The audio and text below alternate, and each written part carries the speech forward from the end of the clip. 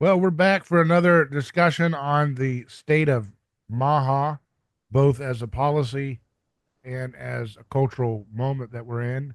The movement, it means a lot to a lot of people. Kennedy defined it, but it was something, these things have been going on before him and they will go on after him. And to discuss this, we have Joshua Rayner with us. How you doing, sir? I'm doing well, David. How's it been? How you been? Doing well. So, last time we talked to you, you were telling us about how you were eating this strange raw diet that almost killed you. And then that Yeah. guy that was the guru behind that, I saw him. He did a drive-by tweet out on you after he saw our interview where he was saying, "Hey, you didn't do it right." But did you settle that all up? Did you get that raw stuff figured out? Yeah, it's funny that the people in that, every diet sort of exists on top of the community of the people that follow it, right? Like it doesn't really exist outside of its members in many ways. And for some reason, whenever you leave something, then all of a sudden like the people in it don't really like you anymore because you left their thing. But for some reason, people just like they make up rumors. And one of the things is always so that diet, the primal diet, which is like this raw diet by Autogenous von der Plaan, it's his construction totally. It's all raw meat and organs and raw dairy and raw eggs. And then there's this like component where you make green juice. And the green juice is supposed to be like very important, like celery and some other greens. Um, and everyone keeps saying that I didn't do it. Like I didn't do the green juice. And so I didn't do the diet right. But I drank it every day. For some reason they just said I didn't do it, but I did do it.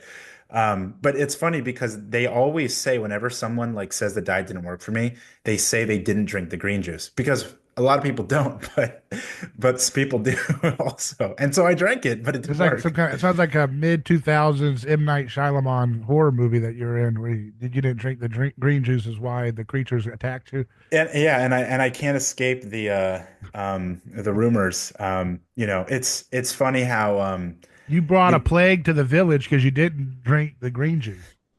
well, I think like all, especially when it comes to health, there's always this like conspiratorial element where you're trying to figure out when you realize like how bad things are, then you try to figure out like why are they the way that they are? Like who made them this way? Like how could things be this bad?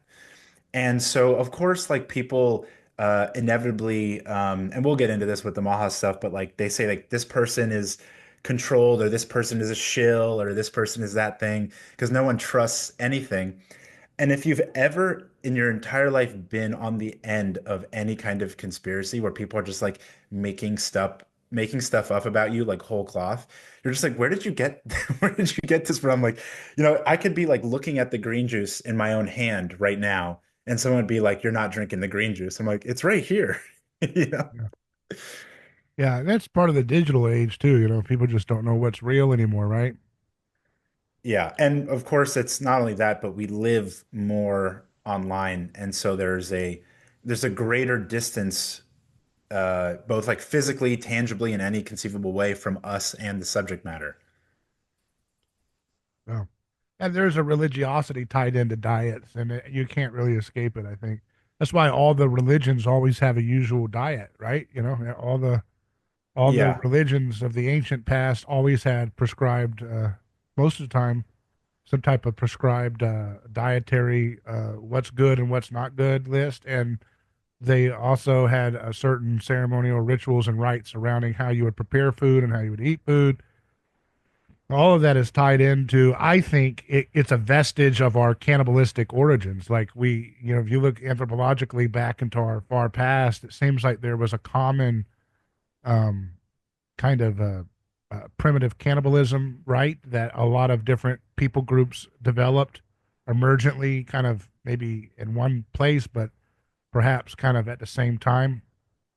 Um, yeah, and the cultures that did not develop ritual cannibalism to satisfy a kind of pent up bloodlust or something, or some kind of a need for collective purging and unification, tended to not survive as effectively as those that had evidence of ritual cannibalism. So it seems as if that kind of careful precision around what is clean and what is unclean, and how would we handle consumption, and what is good for the life force and what is bad for the life force, what is good for the community's hygiene, what's bad for the community's hygiene, are tied into some deep anthropological forces and who we are as human beings, which is why every diet has a religiosity to it. Yeah, I mean, we need rules, right? That's how we pass on information from generation to generation. And And we need you, scapegoats. Every diet has a scapegoat. yeah, What's the this scapegoat for the this bioenergetics, by the way? some people say it's PUFA, Yeah. like And then what would be the scapegoat diet clan of the bioenergetic? Keto people. Yeah. well, in some ways because it is, and everyone says no, no, no, the cult that I'm in is not a cult, right? Like, and so to say like, oh no, no, no, the repeat thing is the only thing that's like free from cultish behavior because we absolutely have cultish behavior. But the one thing that I've noticed and that you know, so one of the things I wanted to say was like, of course, you said every religion has like some sort of dietary prescription. And now, since fewer and fewer people have religion, they make the diets more and Right. more of their religion. Right. But just like every religion is very, very different as far as, and it's not even just what the specifics are, but how they handle them. A lot of diets are a lot more dogmatic than others. And so, if you take like, let's maybe just simplify this and take like vegan and take carnivore and take a bioenergetic perspective. Um, if you're a vegan, it's like it is so forbidden to ever eat an animal product that like to do so is like you're like banished, right? Like you've been exiled, you've committed the greatest moral crime possible. And so because it relies so heavily on this moral claim, it's like you're kind of like there's like no coming back from that kind of a thing. Whereas on carnivore or a keto approach, they might say that, you need to avoid carbohydrates like the plague, and you need to avoid plant foods. But you can cheat like as much as you want as long as you sort of like acknowledge that like that was bad, Yeah. right? It's still a sin ritual. Yeah. Yeah, Yeah. and like if anyone has ever been in a carnivore like Facebook group, for instance, if anyone dares recommend a food that is not carnivore, if you recommend someone like eat a pickle or anything, you'll like your comment will get deleted, you'll get banned for like giving recommendations that fall outside the line. But people on carnivore cheat on their diets all the time. People on keto cheat on their diets all the time. And not only that, but they still identify with the diet. They go, I'm keto. And then what that basically means is I eat low carb on the weekdays, and on the weekends I have like a cheat meal or something. And then, they might still get results until like I'm keto. And this one thing that I say a lot is that I think a lot of people who do the best on very restrictive diets do so because they do not adhere to them strictly. Yeah. And so the carb binging is kind of saving your metabolism. Um, and if you think about the evolution of the carnivore sphere, for a lot of people don't know about it like prior to Sean Baker and Paul Saladino. Like they just never heard of it, and there's no concept of what such a thing, of that such a thing existed and how it functioned. And it was primarily, referred to as this like it was called like the zero carb diet more so than it was called carnivore, and it was kind of more of your like beef, salt, and water type of diet. It did not include organs. It did not include dairy. Um, and what's interesting is that a lot of people from that community say that when you actually try to make it seemingly more well-rounded is when you ruin the diet. Like if you start to eat liver, you ruin the carnivore diet, which, is so vastly different from the way that some people understand it now because the nose to tail concept became so popular. And you would think it makes more sense to eat this like well-rounded diet versus like just a steak every day.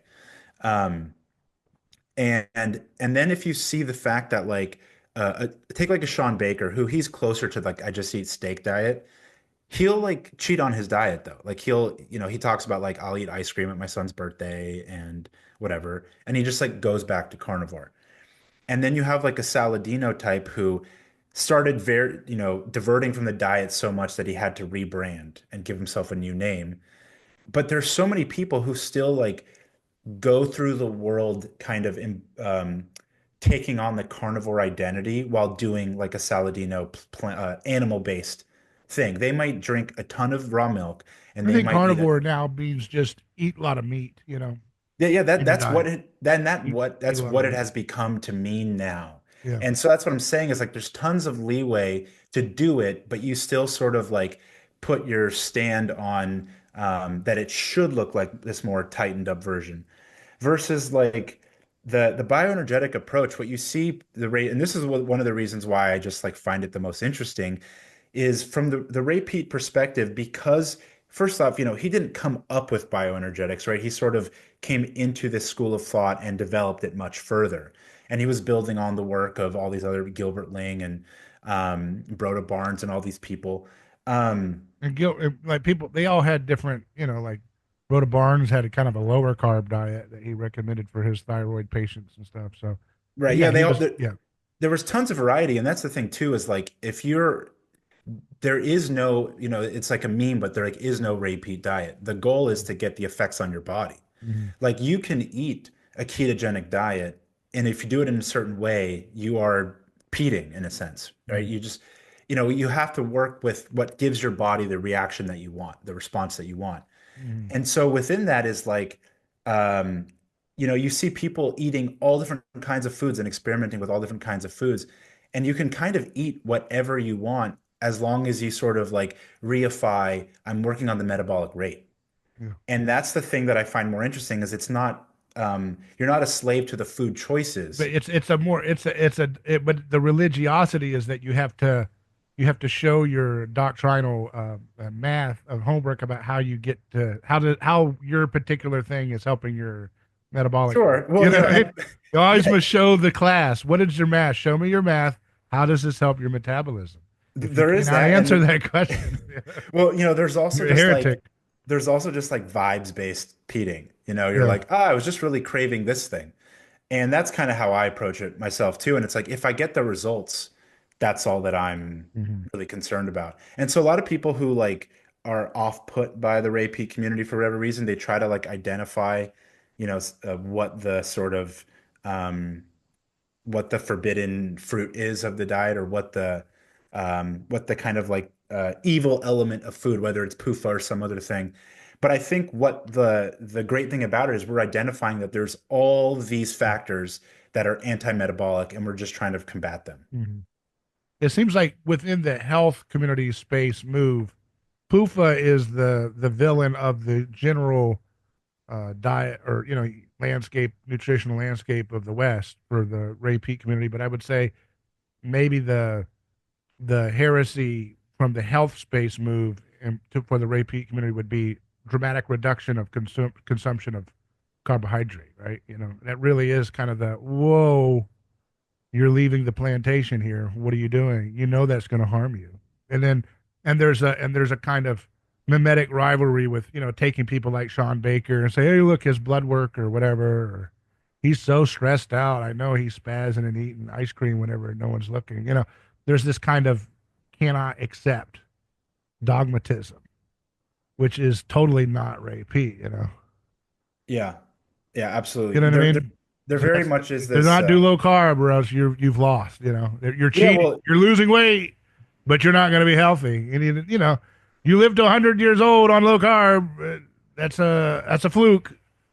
There's only one way your metabolism can be humming happily in long life, right? I mean, that's generally, I would say. Would you not agree that that's kind of the heresy to make in the health space world for the repeat people? well, yeah, from the Ray Peat people, Yeah. it's very anti-keto and low carb in general. And, but the reason is like, it's just kind of seeing all these people run into problems. Mm-hmm. And and not only that, but most of us who are in the Ray Peat community have already been low carb and we ran ourselves into the ground somewhere. Mm-hmm. Mm-hmm. Um but like, okay, are you familiar with X Fat Loss on Twitter? Yeah, yeah, I've seen Yeah. his. So And like his, I've been talking to him a lot lately, and it's like he really can't figure, he has already lost so much weight, but he still has a lot more to lose. But the most success he's ever had is on like a pure heavy cream diet, mm-hmm, where he like just drinks heavy cream for like 90% of his calories. mm-hmm, And his TSH, his thyroid stimulating hormone, is lower than like all of us Peters. mm-hmm. So his thyroid health is probably in a really great shape, but there's still something else in his metabolism that's not working right because he's still very overweight. So it's like redirecting to reverse thyroid or something else. Yeah, I mean, it's hard to know. That's the thing is like when people try to reduce the metabolism to calories in, calories out, Mm-hmm, it's just like, so I know people who say like, oh, I don't, a big part of the problem is people say the same words to mean different things. And so someone will say, I lost weight and I wasn't in a calorie deficit. And what they mean is I didn't restrict my calories. And what the person who hates that they said that hears is you're defying the laws of thermodynamics. And so they're just meaning different things. And I think that's a very big problem, especially because you have people who already kind of find themselves on opposing teams. And if when it comes to health, it's like there's really no benefit to me proving you wrong if I can't, if that exercise isn't actually showing something that is going to benefit you and other people, right? That otherwise you're just like battling with each other for bragging rights. well, all of these things are really, there's a flip side. The positive side is people want to have joy, they want to have vitality, they want to live an abundant life, right? And they know they can look back to their childhood or some other part of their life where they felt more alive and hopeful and excited and healthy and mobile, and things go awry or whatever. And so it's like a big, giant collective whodunit story. What happened? It's like a detective story, right? Who, like you were saying earlier, what caused this to me? What's happening to us all, right? And so underneath that layer is the deeper meaning of like fear of death, death anxiety. And I don't mean death anxiety as in like fear of an acute death, like you slip off of uh, like a cliff or something, you're afraid you're going to die. Like that kind of fear of death is obviously kind of normal and healthy.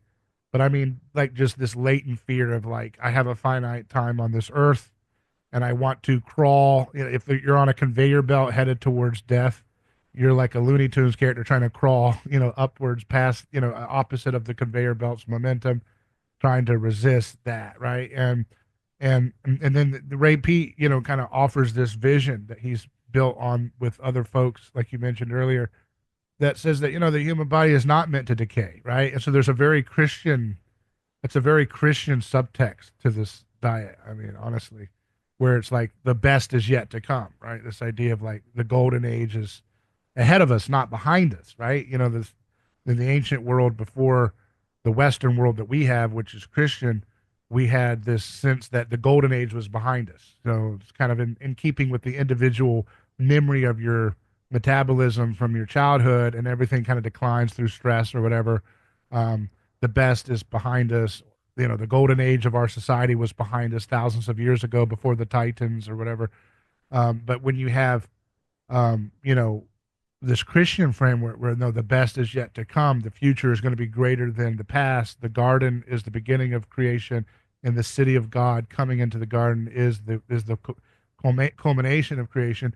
Now there's this expectation to wrestle against death, right? And so that makes an interesting kind of dynamic that the bioenergetic world is kind of playing with.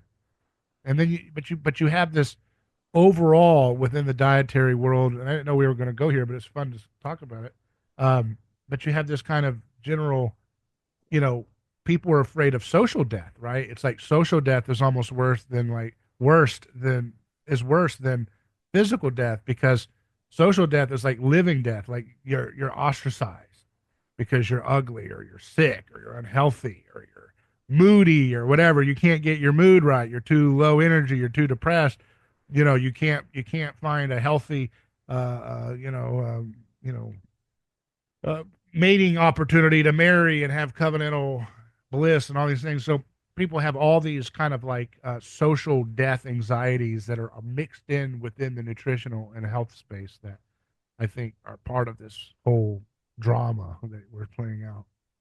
Well, yeah, I mean, that there's a reason why people kill themselves is because they find the physical death to be better than the living death that you're describing, Yeah. right? And there's that escape from there. And that's you can never avoid um, the mimetic concepts that are attributable to all these different belief systems or approaches or outlooks on what it is that you're trying to accomplish with any given strategy. And that's why I just find I mean, fitness itself is very enjoyable, but what underlies it is the biological system, and that's like where nutrition is in many ways the fundamental layer because you're really dictating the state of the organism before it can do any given activity. And I think that's why so many people are drawn to nutrition, whether someone makes it their profession or just a hobby or, just some because they're trying to change their state, their reality. And anyone who has really, well, you mentioned like where did it all go wrong? Most people felt, everyone had varying degrees of health, but most people felt much better when they were a kid than they do now, right? Mhm. And so it's like we know that it can be better, and then we feel that we've lost something, and we just don't really, like you said, we don't really realize how it all happened. And one of the greatest feelings you can possibly have is realizing that you can get that back and potentially, like you were saying, have something even better than you had before. And a lot of people, you don't, you won't know that until you felt that. And that is what stimulates all this kind of not just optimism, but curiosity of trying to get there. And that's, I have felt, I very quite often feel like I'm a different person at different times. And I'm always like trying to like identify how that version of me was existing versus this version of me. I'll have a day or days or weeks or months where I'm just like I was just crushing everything. I was just on top of the world. Everything was like going my way. And other times you're just like, man, I really screwed that up, or like, why was I just sucking so much during that time? And then when you've actually taken on an intervention and you feel the difference, you go, "Oh no, there's really something here. There's really something here." And that's where you really find value to something. And that is why people get so overly dogmatic in nutrition because they try to diet and they got the initial high. And if the diet isn't truly based in something that has longevity to it, and it's just that initial high, they will feel so tied to that because they think I need to get it back somehow. I need to do it harder or I need to go more extreme, and they kind of spend years clawing back at something which they'll never reach again. Mhm. Mhm. And people get high off of the notion of of achieving a secret knowledge or experience with other people, right? And that's the right. That's what makes it tribal, right? It's like we all unlocked our thyroid to level 42 or whatever. It's like it's like that experience of doing something together, right? That other people in the world around you don't understand, right? And um, and that's what makes the Ray P in the bioenergetic world is very subversive and contrarian. Low carb used to be the top contrarian thing. Well, Because 80s you had low fat, I guess, but then you had the 90s and all this, and it's like low carb starts off with Atkins, and people were just like, everything was just all, and it still is all about bread and grains and corn and crap like that. And then low carb people were like the edgy contrarians. And now, you know, boomers got on board with the low carb thing because they saw results. They were able to lose some weight and stuff, maybe, and so everything went really keto. Keto became the kind of, it's still not the establishment, nutritional paradigm, but because of the power of the big food companies and everything and how they control health. and government. But keto is basically the recognized opposition stance. Right, right. And now you And have this, and then you have this bioenergetic thing, which looks like this subversion of the subversion, you know? So it's like, right. what is this, you know? Well, so that's what's been interesting is that we were able to shift, maybe not like you said, the mainstream established accepted position, but we were able to shift enough of the population into going saturated fat is not bad, cholesterol is not bad. You can eat You're talking meat. about the keto world when you say Yeah, we, well, or yeah, yeah, well, when I say we, I kind of mean paleo like, world or something. yeah, I sort of came up as like through the paleo world. Yeah, yeah. And I still, in many ways, think of my current interventions as still having some kind of root in that, even if at this point it's fairly separated. And um, so the like the paleo movement really gets to take. I mean, you can always go, well, this came before this and this came before that. Paleo is what got big enough first because Atkins is like the way that a lot of these diets go is like this is a weight loss fad. You do Atkins to lose weight. You're not like you don't just like live Yeah. Atkins. And paleo was the first thing to sort of counter vegetarianism as a lifestyle Hmm. that goes, these are the foods that I just eat in general. This is my diet like for my life. This is the way I approach food as a general Yeah. framework. And then so when I say we, it's like we're all I feel like many of I mean I was quite literally like a part of I was in the paleo world. Um but anyone who has been within the health and fitness space for a while and has been on kind of this side of things, I kind of like I feel like we all sort of fit into a we of sorts. But I mean, if you're Ray Pete or you're a keto carnivore, you're still telling people that saturated fat is good. So in that sense, there's still this common ground. And so yeah, we were able to get so many people to totally flip on saturated fat. Now, when you go have a conversation with somebody, the chances that they are going to affirm what you say about saturated fat is fairly likely. And especially when you see the MAHA movement is very much like paleo-esque. Maybe not explicitly keto, but there's still a very heavy anti-carb and most specifically anti-sugar angle to all of this. So what I was getting to is that where saturated fat used to be the satanic element of diet, it Right. is clearly sugar now. It Right. is Sugar is the clearly last sugar. scapegoat. Yeah. Because I will, on social media, I will see all of these MAHA type people in comments. I will go to MAHA events and everyone is on board with meat being good and seed oils being bad. But still, the vast majority of them think that sugar is the devil. Sugar is poison, and they might still think I should avoid seed oils, but they will never treat anything as evil as sugar. And that'll be very interesting to see if we can get people over that one. Because in order to make saturated fat look better, sugar almost had to be demonized to take the place because But seed a oils common wasn't. enemy of the low carb paleo world and the bioenergetics people mostly is the grains too. They hate the grains. Remember, that's another common enemy that they fight against. Yeah, I mean, You grains know, are certainly an element of it, but like it's very easy to get like a quote unquote crunchy mom to go for sourdough bread because like you're sort of told like this is the natural version or this is the way your ancestors did yeah, it. yeah, And sugar to people is a white powder that was made in a lab. That's what they think sugar is. It's like they don't actually recognize that sugar just comes from sugar cane and it was juice that was dried, yeah. And then right? they, and what I think it was Paul Saladino who will say there's not a lot of good evidence. Like I don't know, and I don't want to put words in his mouth, but I know he's one of those guys that's kind of he's come around to fruit sugars, fruit and honey, but he still cautions against industrial sugar He'll still because say he's refined still, sugar. because he says, and he bases it on what? Some studies or something that show that there's some kind of indication that refined sugar has something, obesogenic or Well, something.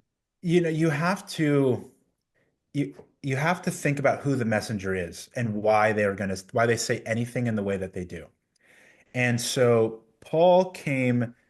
Paul was a vegetarian before. I think he was actually vegan before he went to carnivore. Hmm. And then within a short amount of time following, like I don't think he had been carnivore for a year before he wrote his book and started selling it. And then I don't even think he was carnivore for a year before, after that until he started adding in a lot more plant foods. And um, so the way that like if you take Paul as a person, the way that he branded himself as Carnivore MD and really took on that, I mean, the cover of his book was half of his face and like half of like a lion or something, right? And there's this very strong, like primal, caveman, animalistic, I'm a carnivorous animal brand to it. Hmm. And then and that's why I'm saying, like, the animal-based thing, you can eat a lot of meat and a lot of animal products and still be getting like 50% of your calories from plant foods and carbohydrates. And it's like, what makes this animal-based, right? Like there's the word omnivore, Hmm. right? You're not a carnivore. Um, Hmm. like all of these words are brands. There's nothing wrong with them on its own because these all convey just like any word conveys ideas to people and they mean something within a certain context. But for his brand, from shifting from the carnivore is the most natural human diet, then he has to shift to animal-based is the most natural human diet. And you can justify all the fruit you want from a natural perspective. And then all of a sudden it's like sugar is just like this fine line because, he would say like it doesn't exist in nature kind of a thing. And from there, it's just like, the person who's telling you that, take the raw diet, for example, the person who's telling you that you shouldn't cook your meat is telling it to you on their phone, Hmm. which, is like the most incredible technology we've ever seen. Hmm. And it's just like, it doesn't mean that some things that are natural can't be bad and some things that are Right. unnatural can't be good. But, you're just trying to find like, what's the logic being used Yeah. here? I remember the first interview I did with Ray P, and I was learning about his stuff while I was interviewing him, with Tucker Goodrich, and he came from the paleo world like me. And I just remember, Ray was like recommending drinking lots of milk. And I was like, yeah, you mean raw milk, right? He's like, no, just milk. And I'm like, what in the hell? What is this? And then, Yeah. then you learn that everything he's always promoting the cheapest, working class option, white button mushrooms. No, you mean like organic, Well, holistic, okay, so natural, hand raised mushrooms that are organic with human feces and stuff. No, no, no, just regular shit trash mushrooms, white button mushrooms. there is nothing that people won't do this with. So, okay, you can have bread. Okay, you can have meat, but it has to be grass-fed meat. Yeah. You can have bread, but it has to be sourdough Yeah, and bread. it becomes a rich man's trap, right? You know what I mean? It's like, good God, to spend that kind of it has to be cut. You can eat meat, but it needs to be killed freshly that day, or you can't eat. Right. Well, then, so what's funny is like as you get further away from like the more natural foods, Mhm. like that it still happens because, okay, so then you can have milk, but it has to be raw milk. And then I love this one. You can have Coke, but it has to be Mexican Coke, right? Right.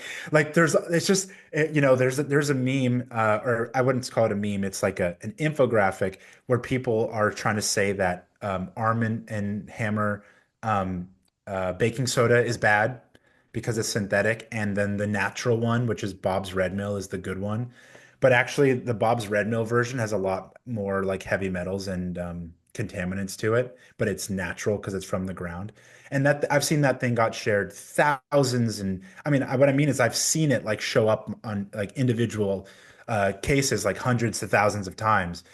And people just think that there has to be this like, no, no, no, this is the good one or the better one of it. And it has to fit my preconceived notion that the thing that is more natural is always the better thing. Right. Every single time. There's like Right. without fail. And that's kind of the I mean, there's different ways to call it, but one way to say it is like Edenism, where it's trying to get back to that perfect ancestral harmony of the past. Again, there's a pagan move there, which rejects and has suspicion towards any kind of industrial, process that's gone on to the food or whatever. If you're producing milk in plastic gallons that's been heated and all that, Ray Pete, is not leading you in the right direction if he's telling you that's okay to drink, right? Especially skim milk. Well, that's not how it is in nature. Or, white button mushrooms with pesticides and everything on it and plastic wrap. Don't eat that.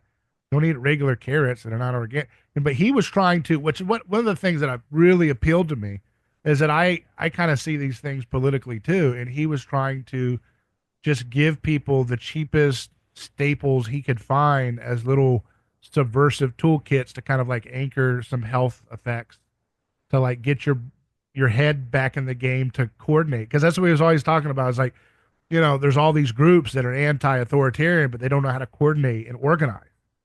And if you listen to a lot of his interviews, that's all he's talking about is like, I want people to organize and destroy these murderous psychopaths some way, somehow, non-violently, some method. You need to develop a coordination, and you should, and the diet was kind of like the starting point to organize a conversation around it. It's a smart way to do it, since how human beings are, religion and diet kind of goes hand in hand. But he was always, but he was trying to take staple stuff. So it's like working class. If you had a local union, and you're part of the union, you're working for General Motors, you were going to get the white button mushrooms. You're not getting the organic stuff, the fancy mushrooms from the rich people's Whole Foods. You're going to get the regular gallon of milk. You're not getting the fancy stuff. Well, You're going to get the regular carrot bag.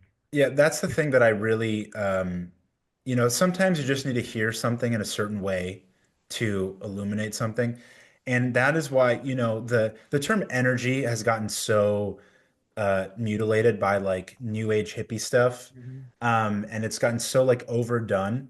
But within like the bioenergetic concept of having energy and kind of all the ways you can look at things like that, I forget the exact quote, but there was Ray said something about, when you behave in a certain way or you're more irritable, it's like you're doing it because you don't have enough energy to give, right? So you're actually trying to conserve your energy because you do not have a surplus. And so, like you mentioned, a lot of his recommendations would work perfectly fine for, a person from lower means who cannot afford go to Erewhon and buy a $40 gallon of raw milk. Um, but not just that, is that like what you find is so many people make, regardless of their financial means, they make the wrong decisions of what's actually moving the needle. They're Mm-hmm. worried about all this stuff that it's like, no, no, no, that's not, don't, like Danny Roddy is great as sort of like a disciple of Pete. And, he would say, look, some people do better with raw milk and some people do better with ultra high temp pasteurized milk. Right. So you have to figure out the thing that works for you and stop trying to fit into this like you got to be on the hip trend of what people in the health sphere are doing. Do the thing that works.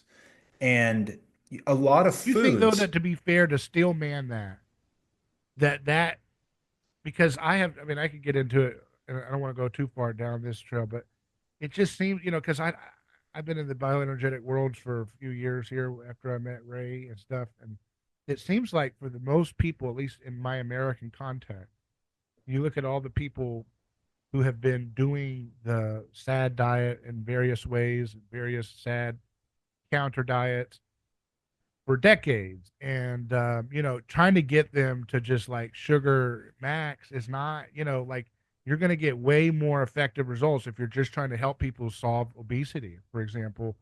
um, just doing a low carb thing, because it's, you take one macro down and you generally kind of leave the other ones kind of, you don't have to count them, so you're not worried about, oh my god, how many proteins did I have, how many. You just, it's very simple for the masses.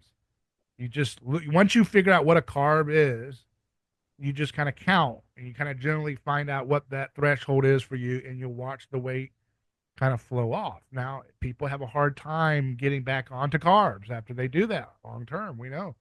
But it gets the job done. A lot of people, when you do a low fat thing, then you have to, you got to watch, okay, well, what about how low or high is your protein, and how, so because it's like a lot more complicated.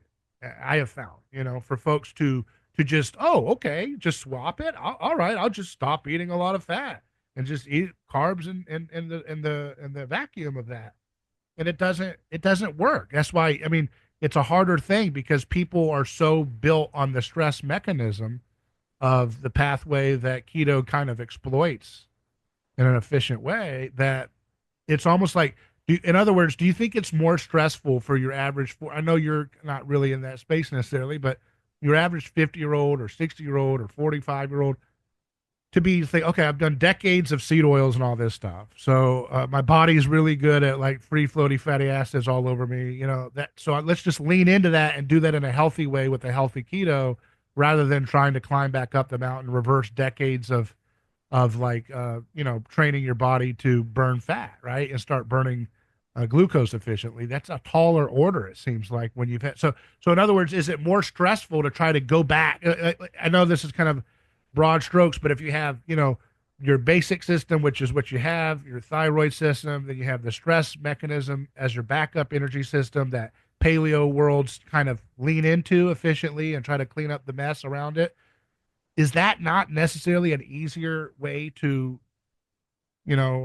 skin a cat than the other pathway of like, nope, we're going to go all the way back and like force our bodies to like relearn what we should have always been on since we were little kids, and just like, because that doesn't seem to be as intuitively easy for the masses who are never going to be counting calories and counting macros and doing all the things that the those in the health space nerd types are going to do.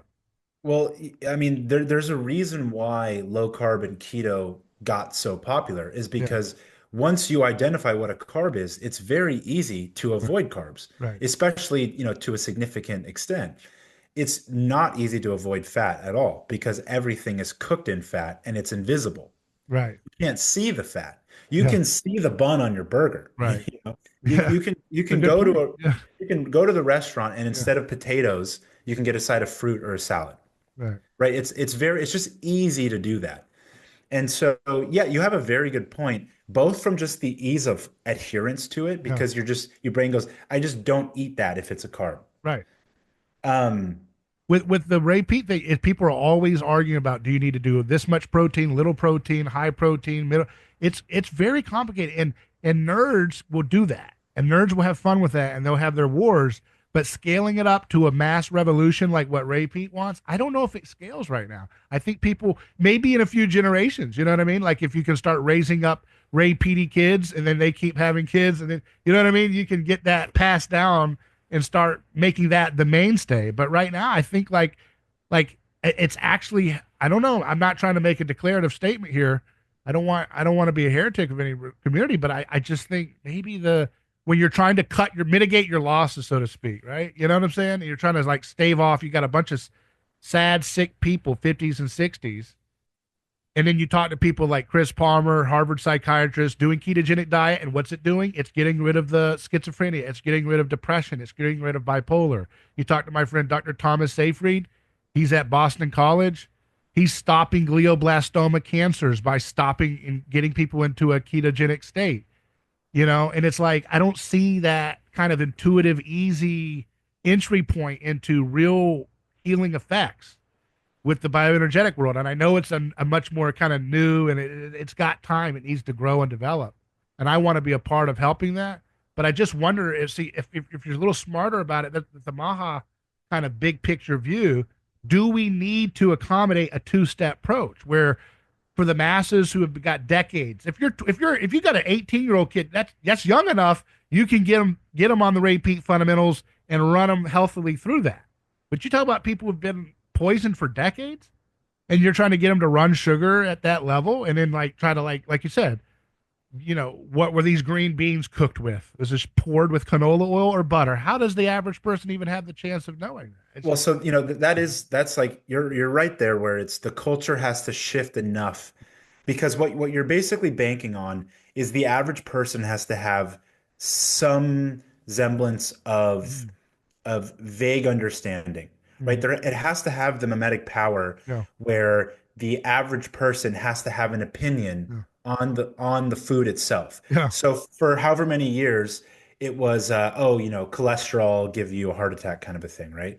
yeah, And then at a certain point, now we're seeing this popularity of that that we want to call the paleo-ish, low carb-ish perspective. And now enough people, if you start talking to them, there's a resonance because they're like, oh, I've heard that before, right? Like there's what's that saying, like you tell a lie and it goes all the way around It's the the world. network effect. It's the Yeah. network effect. And at that point, that's why memetics are so powerful, is if you just repeat something enough times, everyone just believes it and understands it. And then you can build Yeah. on top of that. So it will take a very long time to shift things in a different perspective with the repeat thing. And there's a reason why whenever I recommend it to someone that I would Hmm. consider more of Hmm. a quote unquote normie, I'm not trying to be. And the thing is, repeat as like a concept and as a person, like, is not like easily accessible.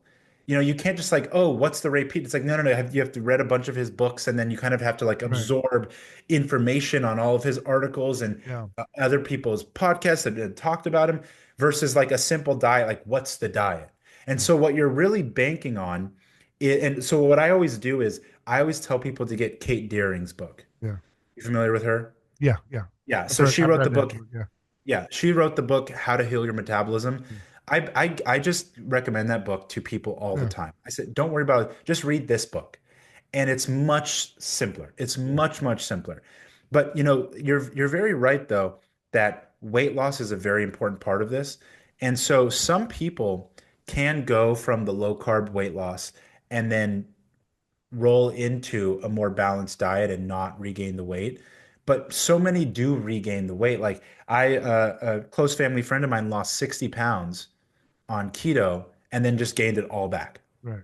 just all of it back. Right. And so you say like, does that work? Well, it worked for a time, but did it actually work if the results aren't sustainable and Right. after the fact, they're worse off than they were before?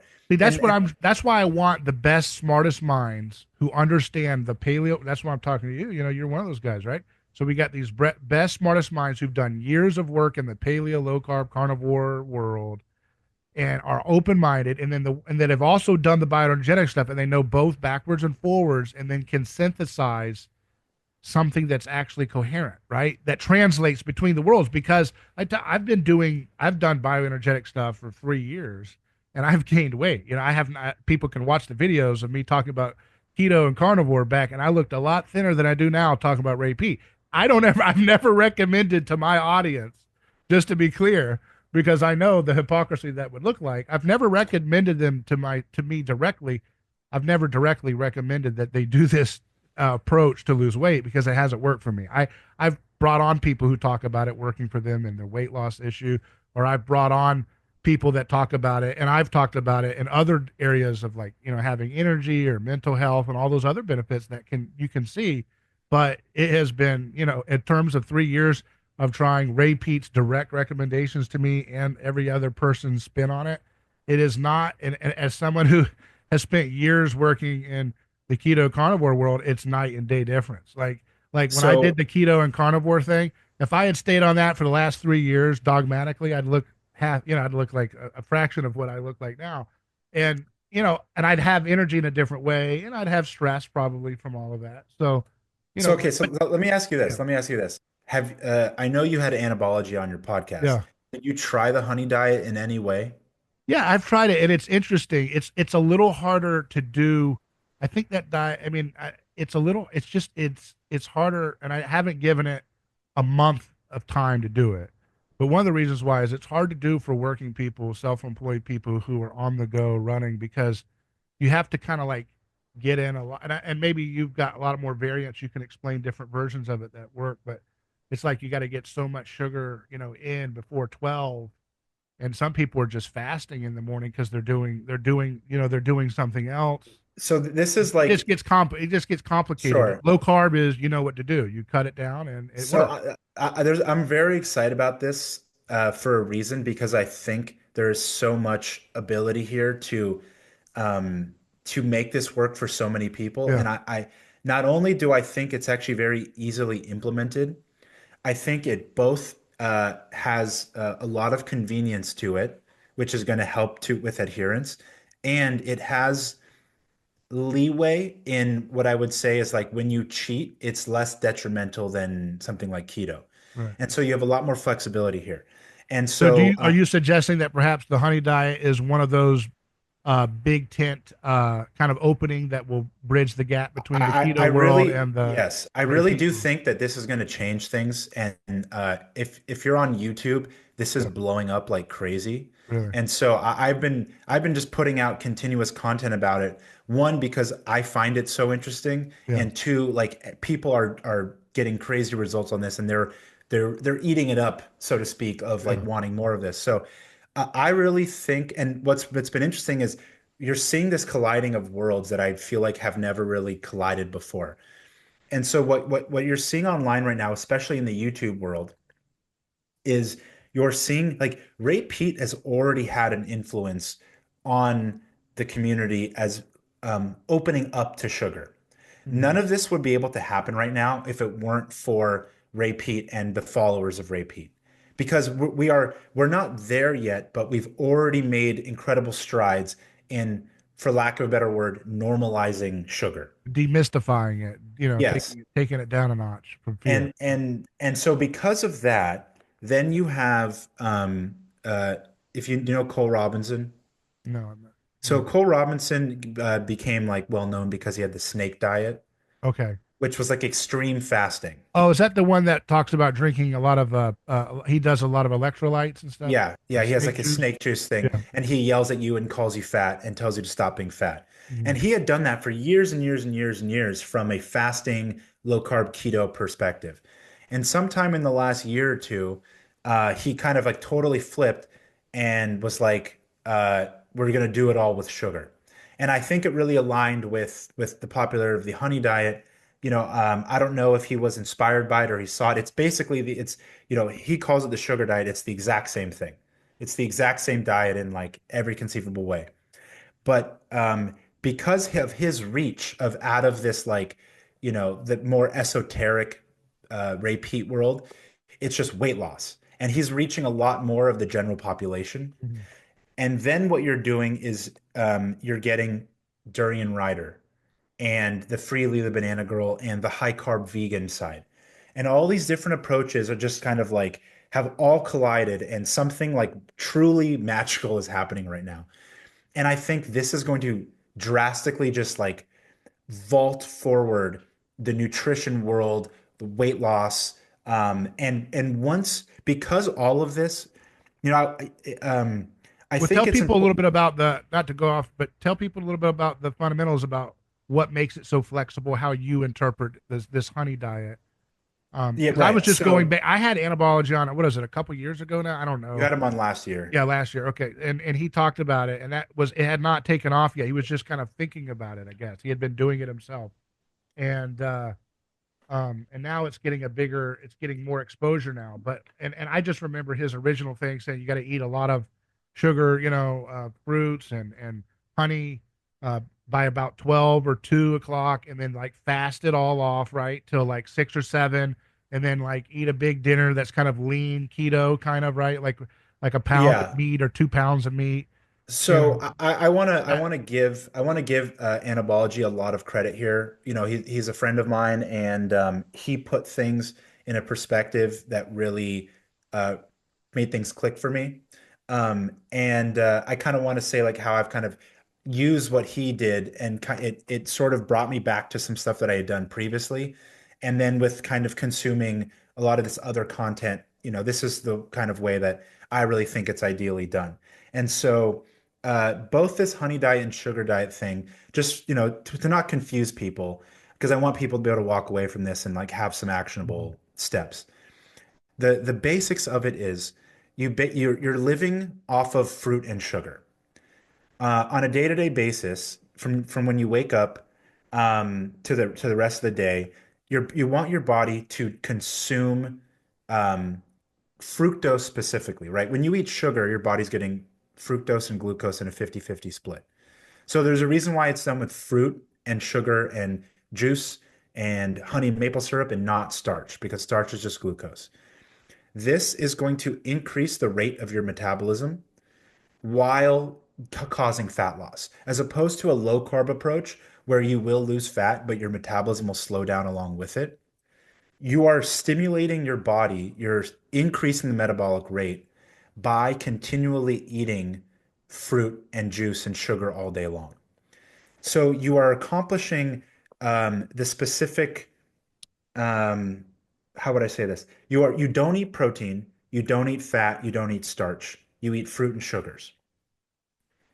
Then for dinner, you have a very lean protein source, and you can have like non-starchy vegetables. You can have zucchinis and some cooked greens and stuff like that. Like a So low what fat, low carb diet for low dinner. fat, low carb diet for dinner, but you can still consume carbs from the fruit if you'd like. And this is where I think like At dinner time, or are you saying after, or yeah, well, you can have it at dinner if it goes along with your meal or afterwards. And yeah. this is where it's like, taking the inspiration from anabology and really running with it.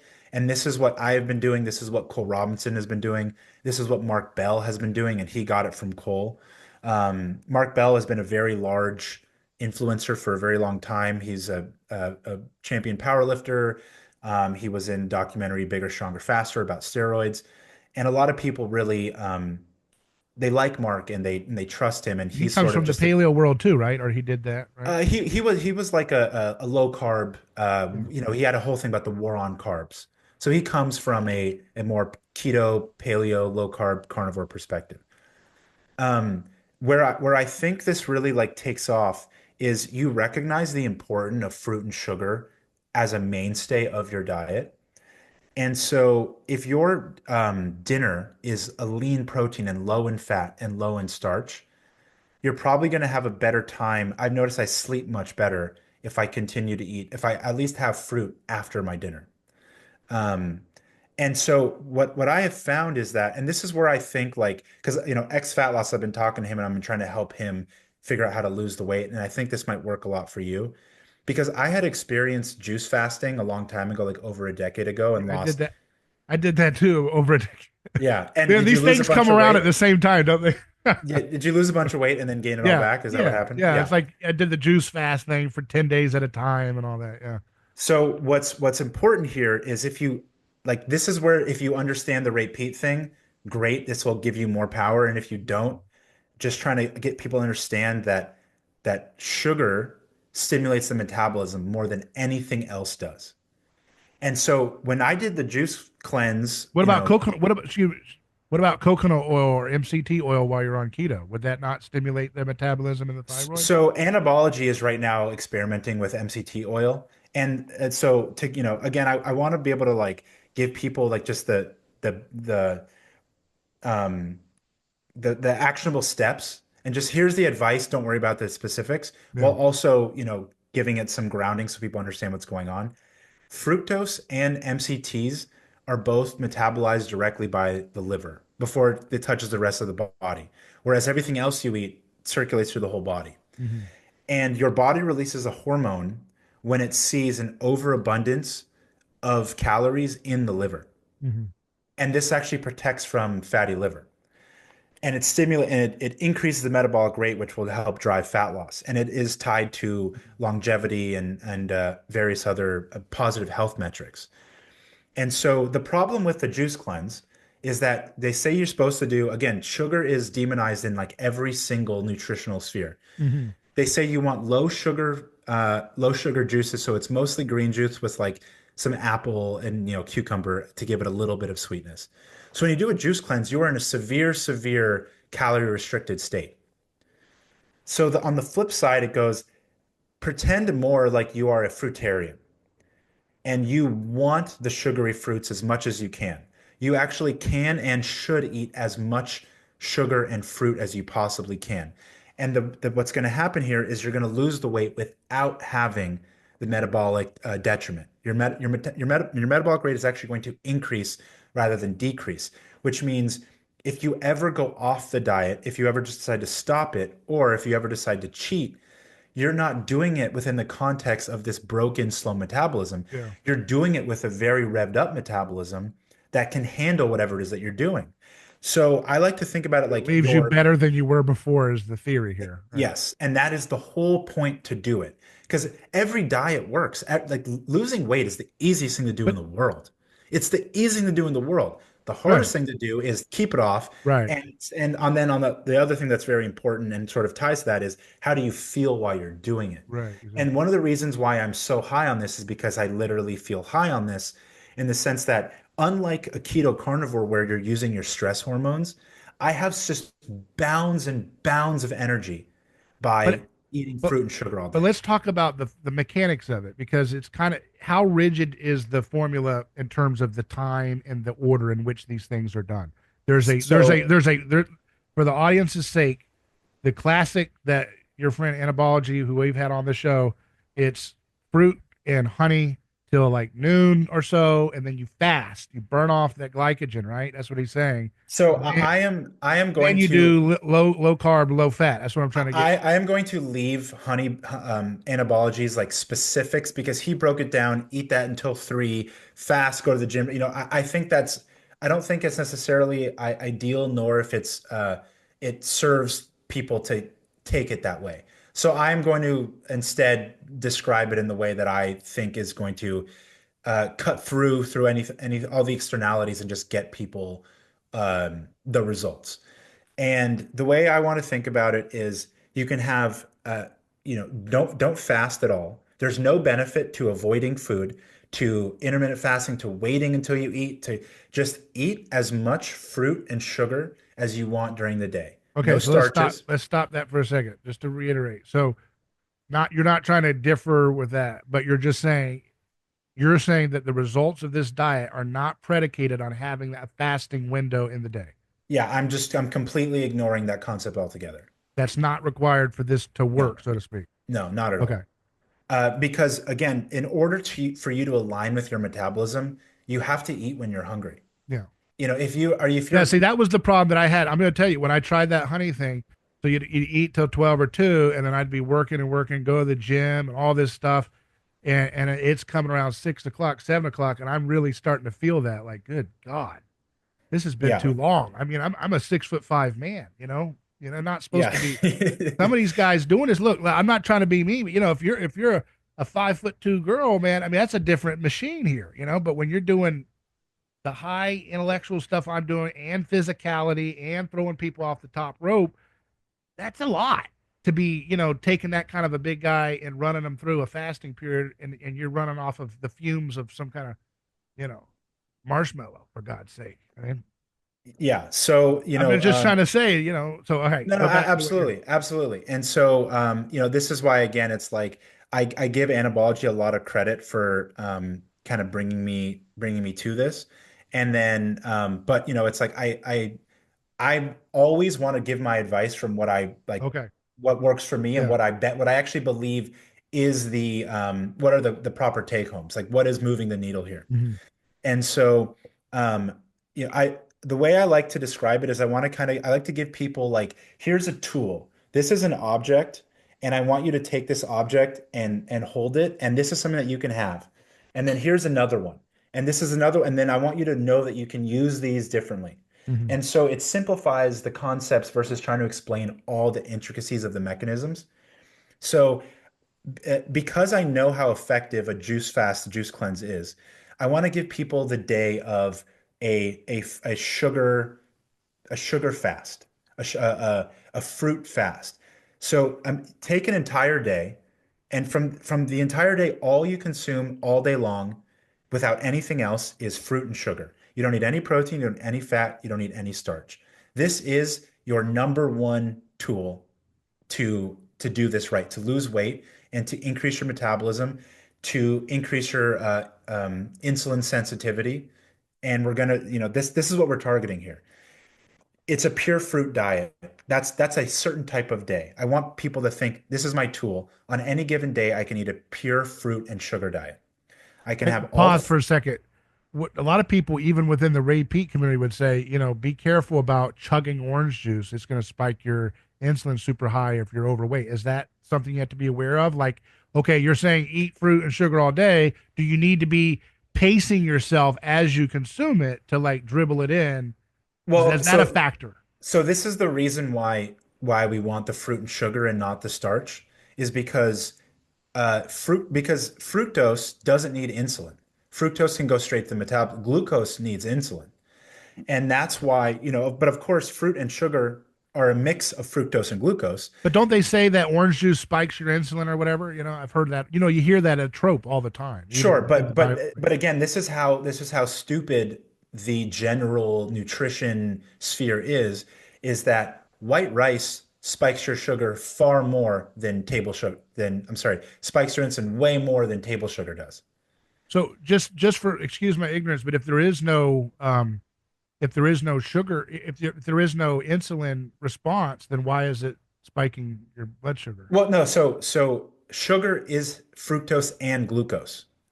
So the fructose part of it doesn't trigger the insulin response, but the glucose part does. Okay. So the reason why we want to pick sugary foods is because they are fructose and glucose. There really is no like pure fructose food. Like agave syrup is like the closest, but your body also does need some glucose to it I it, see it what you're helps. saying. So Yeah. there's glucose still in orange juice and those other things. Yes. Okay. Yeah. And so, most people, your body will trigger an aversion if you eat too much sweetness. And so Mhm. that's why I say, like, don't do anything crazy. Just have as much as you'd like. Just think that I can eat all the food in the world I want, but the only food that exists is fruit, sugar, maple syrup, and honey. Now, So I can have a now, anabology. I think he says he's in his original blueprint that I read, and I'm sure, again, I'm just going based. My audience has only encountered this a few times. The honey in anabology.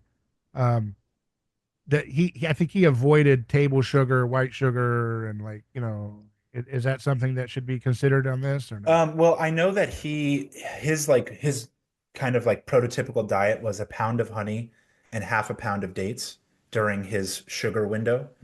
Mhm. Um, and I just, again, it's like I'm inspired by his framework, but that's just not how I approach it or You're do just it. And doing so, whatever sugar is, yeah, Okay. and so like you can have a bowl of fruit with any fruits that you'd like, and you can drizzle honey over it, you can drizzle maple syrup over it, you can pour sugar over it. Just do what sounds appetizing to you.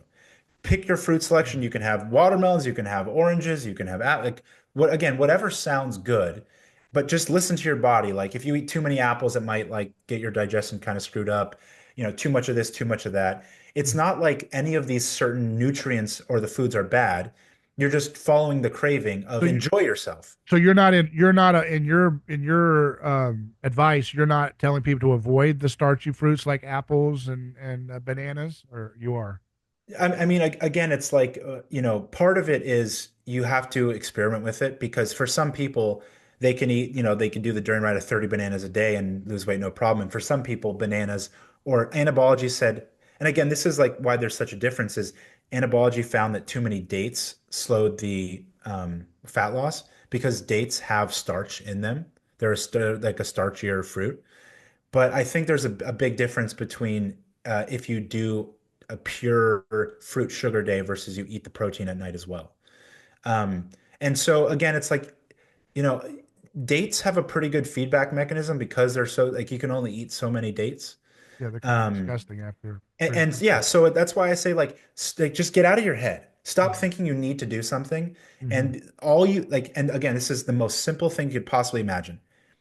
You can have as much fruit as you want. If you're hungry, eat fruit. You can have fruit, you can have fruit juice, you can have table sugar, you can have maple syrup, you can have honey. Yeah. Those are your options.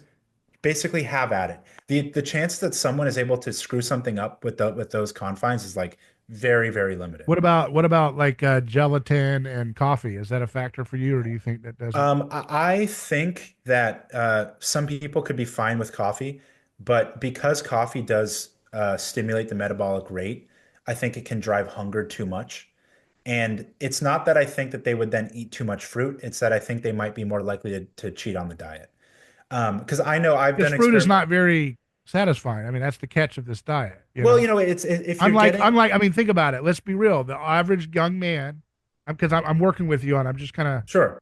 giving you feedback. The average young man in America would probably rather have a fatty ribeye and some, sunny side eggs and a couple pieces of bacon or some nice big robust breakfast to get them going than, Sure, but like, bunch of fruit with honey on it. but everyone likes fruit. Right.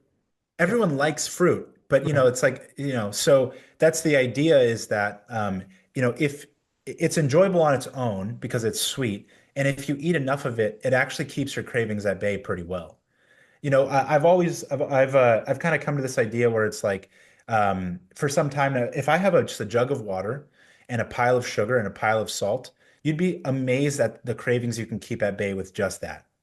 A lot of times, all you needed was just a little bit of sugar and some water, and your cravings are gone. A Mhm. lot of times, all you need was a little bit of salt, and your cravings are gone. Now, that's obviously not a diet. There's no nutrition there, but you'd Is be that another amazed. thing that people should think about is supplementing salt while they're eating their fruit part of the day? Yes, if you ever crave, if you ever feel like you're really craving starchy foods, that's a really good sign because our body associates starch with salt. Okay. So I usually have a little, like a spoonful of salt that I throw in my mouth, like first thing in the morning that I chug down with some orange juice. And you can sprinkle salt on your fruit, you can sprinkle it in your juice. But the important part is that you're avoiding all proteins, all fats, all starches. And so again, like I You're want not people. touching any vegetables, no mushrooms, no You carrot you you salad. you You can just have no, no, you yeah, can have vegetables that they're non-starchy, right? yeah. So like yeah, I think like dinner time is a good time to have vegetables, especially if you want something warmer. You can cook them. Just make sure that you don't use any Why oil. is it a why do you think dinner time is good to eat vegetables? Well, I mean, again, like I on a recent of my own podcast I just did, the way that I've often thought about nutrition is think of everything in regards to performance and workout nutrition. Okay. What do you eat and when? Timing is very important. Do you want to eat like a giant pile of vegetables before you're going to go work out, or would you rather just have some fruit? What is digesting quicker? What is kind of giving your body this like energetic signal? Okay. And that's why it's like sugar gets you through your day, and then you kind of more nourish your body at night. And if you're not eating protein, then it might help more to get more nourishment, more minerals, and maybe some warmth and salt from cooked veggies. So you can have cooked veggies. You can have veggies as well. But just like the driver of the diet and of the metabolism has to be fruit and sugars. Would you recommend for folks that they stay away from liquid sugar because of the tendency to kind of overconsume on No, no, no, accident? absolutely not. Absolutely not. You can drink as much fruit as you'd like. So what if you what Drink if as you're much, sorry, getting drink as what if much you're getting juice. thousands of extra calories than you thought because you're kind of you're drinking Well, just again, I'm trying to we're run not through all the variables here. Yeah, so we're not restricting calories at all. Yeah. Your Okay. body is going to give you your feedback. Today I've already had this is a bottle of apple juice and this is a bottle of pomegranate Yeah. juice. I've already drank, 100 ounces of juice Yeah. already today. Yeah. Um, and so again, the point is fully unrestricted fruit, juice, and sugars. And then, non-starchy veggies are like fine to have. It's like again, this is a reason why I'm trying to frame this as a tool. This is a certain type of day. This is not your life. There's a day. This Hmm. day is effectively a day of veganism, a Hmm. day of like, it's not a raw thing, but it's like you're basically living off of fruit because you Okay. want the starch. I'm sorry, not you want the sugar, you want the caloric content because you need to stimulate your metabolism. And if you avoid everything else, you'll lose weight very quickly. So this is like, again, the most powerful of the days. This will be the fastest fat loss. And for the people who are the most overweight, are probably can do the most of these days continuously. The So second, okay, yeah, second. the second type of day is the traditional, more anabology day. Without the fasting, it is sugar all day long, lean protein at night. Okay, so you're saying do a day without any protein and then do another day. Yeah, again, like I want people to think they have a toolbox. Okay. And when I want them to think of them basically having a variety of days. And to simplify it, let's just call it three types of days. Okay. You have the pure vegan, high sugar, high fruit day, and you can have veggies and if you'd like them. Mhm. Non-starchy, you can have as much as you'd like for dinner. The second type of day is the same type of early part where from the moment you wake up until dinner, you can have as much fruit, juice, and sugars as you'd like. But for dinner, you have lean meat and vegetables. And you can continue to have fruit along that if you'd like. You can have fruit with your dinner, you can have fruit after your dinner. The important thing is you don't eat any protein until dinner. And you make sure you continuously consume the sugary fruits all day long. Do you think And milk is an important factor in this type of? no, unless you're doing skim milk, Mhm.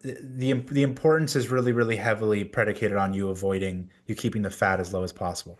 And there's another reason to have the pure carb, like the vegan pure sugar, pure fruit days, is because by doing that you avoid any trace amount of fat whatsoever. You basically guarantee, aside from like a half of gram of fat in bananas, you're getting like effectively zero fat an entire day. Any protein is going to have some trace fat in it. And not only that, but protein is also going to cause a little bit of insulin resistance.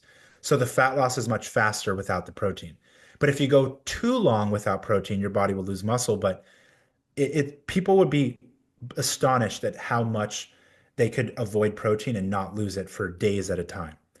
So I regularly won't eat any protein for 2, 3 days at a time. And then I will have a very lean protein for dinner, like a big pile of shrimp. When you're losing weight, or I'm sorry, when you're not trying to gain weight and gain muscle, your body needs a lot less protein. So as long as you're getting the general recommendation is half of your lean body mass in grams. So if you're a 200-pound man and you're 20% body fat, that is only what 90, no, 80 grams of fat. Mhm. It's only 80, I'm sorry, it's only 80 grams of protein per day Mhm. that you need to not lose muscle. And there's a study um, that they did actually just within this year, so only in the last 6 months, where they protein restricted healthy young men Mhm. to that amount, to have like half their lean body mass roughly, and um, and they lost zero lean body mass over like a span of 5 weeks. And so if you go 2, 3 days without any protein and then have 80 to 100 to 120 grams of protein, like you're not going to lose muscle because your body's not being totally deprived of it. It's just not a steady stream of it. So a typical day for me on that type of day is I'll have fruit, I'll have juice, I'll have my sugars during the day, and then for dinner, I tend to choose seafood because it's so lean and it's very high in mineral content, and I really kind of crave that. There's the salinity to it, there's the copper in them, there's the selenium in them, and I'll have that with like maybe a side of fruit and vegetables. So like But uh, sh you're still avoiding fat like the plague there. I'm Yeah. still avoiding fat like the plague. And what I have found is if you eat starch, like let's say you were to eat white rice, I have found that the weight loss stalls on the starch, though usually you can maintain your weight on the starch. So just again, I'm trying to make this as simple for people as possible. I want people to walk away from this like they have two tools and three different types of days. Anything that's not one of these two tools is an off day. A day that you want to eat starch with your dinner, it could be okay. But what you want to think is like that is an off day and you go right back to it the following day. If you travel for work and you're going to a convention and for 3 days you eat a bunch of crap, fine. The next day you come right back fruit diet. Just come right back on it. So I want people to realize how important and how powerful these days are, and how important all you just have is the pure carb day and the pure carb with lean protein for dinner. You never eat protein during the day, you can have it for dinner, Now I and have it's felt, and maybe I did it wrong, but I have felt when I've tried to do like zero fat days that you don't feel good going to sleep sometimes. Like you're don't probably men not, yeah, a you're lot not of eating enough. You're a not lot eating of enough calories. bioenergetic, yeah, a lot of bioenergetic guys have told me, it's important not to go too low fat for too long because for men we need those cholesterol based, Well, so hormones and so everything I else. had a video about this about like potential pitfalls of nutrient deficiencies.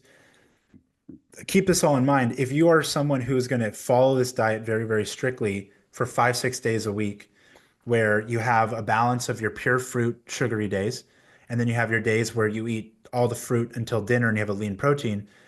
If you have one day a week where you eat a ribeye and some eggs for dinner, like you're going to be getting in plenty of fat and cholesterol.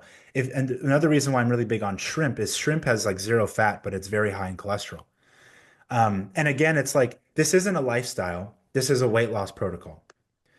And for the people who are more overweight, who have 50, 100 pounds plus to lose, Hmm. you can go much, much further on this than someone who is already, they're only like 20% body fat and they just want to like lean up. They want to You like go look better for further in something. terms of like longer staying on it or something without harm. Well, it just, yeah, your body is going to be a lot more resilient to it because you already have all this weight of stores of fat on your body. Hmm. And you also have much faster rates of fat loss. Like people lose a pound of fat a day if they weigh like 250, 300 plus pounds. Hmm. Hmm. Whereas someone who is already like on a moderate weight or like, just not as lean as they'd like to be, they might be more like, 2 pound, 1 to 3 pounds a week kind of a thing. So there's a lot of variety in the type of person that you are and how far you can push it. I just like people to know that a pure fruit day is an incredible tool to just like throw whenever you need it to kind of kickstart weight loss. And you can do it for 2, 3 days at a time. So how many grams of fat? Uh, like what's the threat? You know how when you're doing low carb keto, you got to get like 20 or 30 carbs a day, and then you're kind of getting where you need to be ketosis wise. Like, is there any gram variance for the average day with fat?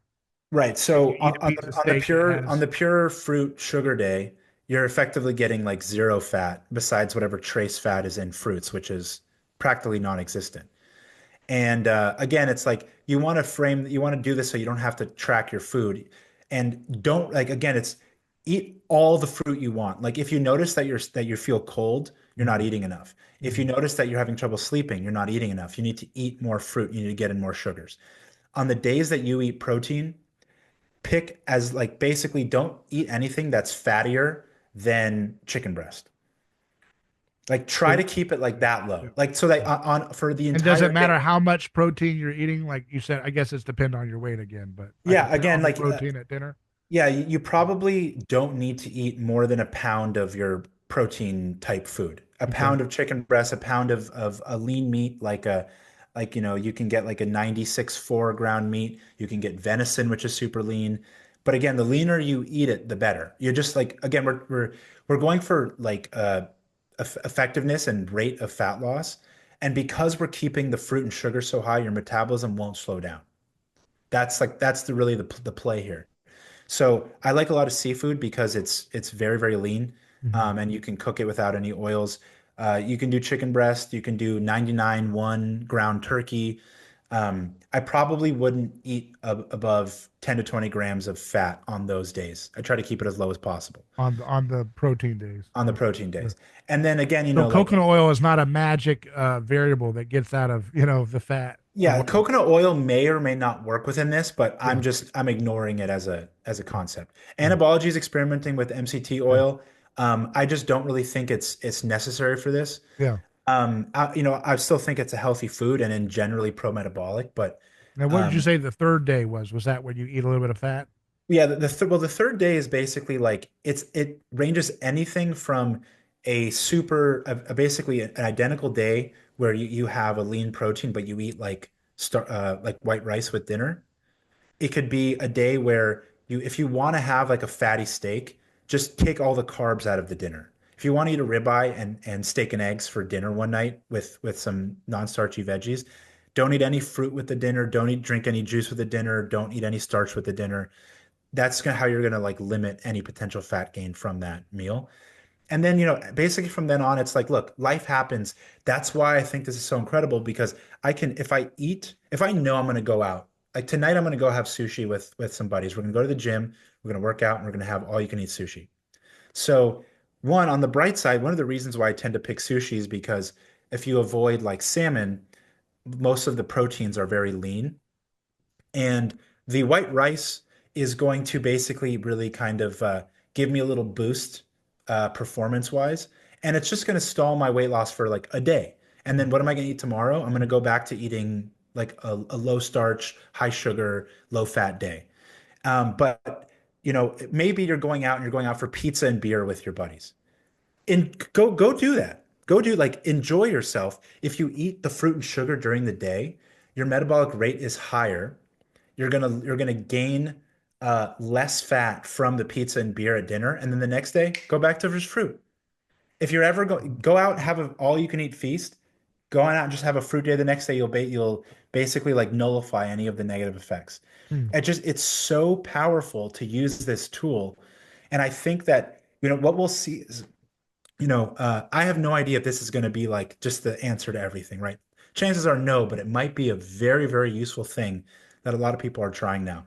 And a lot of people in the Ray Peat community, because there's all this like balance to it, and I think that's very healthy. Hmm. But if you want weight loss, like use the tool, get the weight loss, and then you can go back. And if you use it in this bioenergetic pro-metabolic perspective, you won't get all the usual suspects of the negative effects that you get when you lose weight of your metabolism slowing down. Hmm. And that's what I think has really been discovered here. Why And do you think what's behind like the Kempner thing about doing rice to make people lose weight, or these potato diets using starchy potatoes only to lose weight, and so yet I this fruit diet is the superior one in theory? I think I just think this is faster and because of that more effective. Hmm. So the potato diet basically requires that you eat nothing but potatoes. Hmm. And so if you diverge from the diet, you're really not getting the results as much.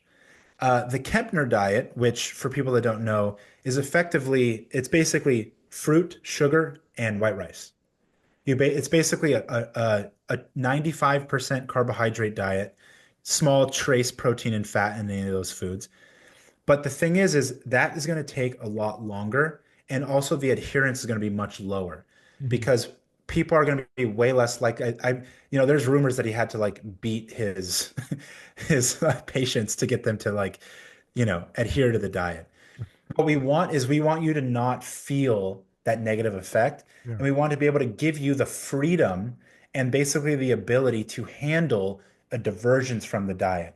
And I Hmm. think if you avoid the starch, and again, the starch can be a cheat day for you, but if you think of when I'm on my diet, I only eat fruit, juice, sugar, lean protein, non-starchy veggies, and always the protein at dinner because we want to get a hormonal effect of avoiding protein.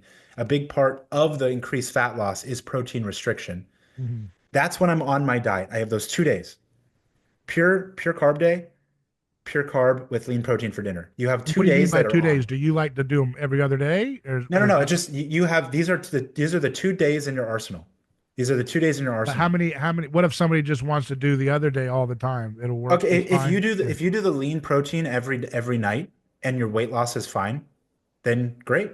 But that's Then you're why good. anabology put in the fasting period to try to account for that if No, you no. want to go Again, overnight. You have no idea. I'm just Yeah. totally ignoring his fasting thing. I'm Yeah. not like acknowledging its existence in the way that I think about this. Okay.